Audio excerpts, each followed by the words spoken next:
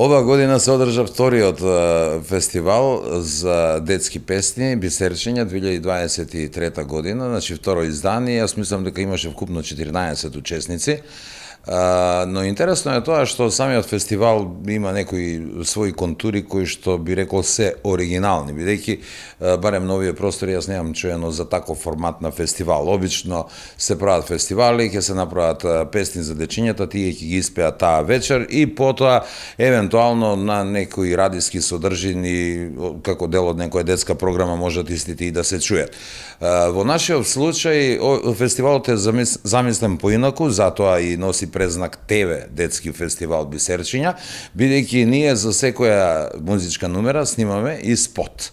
Така да дечињата потоа можат не само тие да се видат, туку и нивните роднини и сите останати да ги видат тие спотови, да ги чујат музичките номери трајно. Значи, неколку се придобивките. Први тоа што се создаваат нови детски музички номери, потоа настапот на дечињата при промоција на ТВ спотовите, снимањето на ТВ спотовите, поставувањето на истите на интернет и на тој начин достапноста до сите во целиот свет, го прави овој фестивал да е навистина необичен.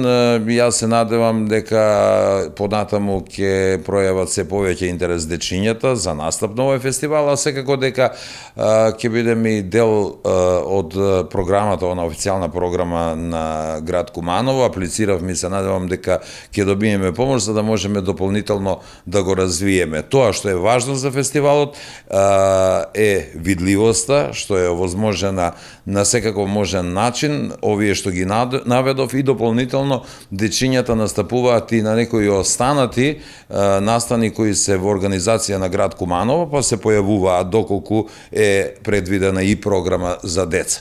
Така да тие преку тоа гледат некоја своја афирмација, своја забава, а зошто да не во иднина од тие дечиња кои настапуваат на овој фестивал се изродат и нови музички ѕвезди. Пред се очекувам следната година поголема масовност, а Бисерчиња пејте, смејте се и уживајте.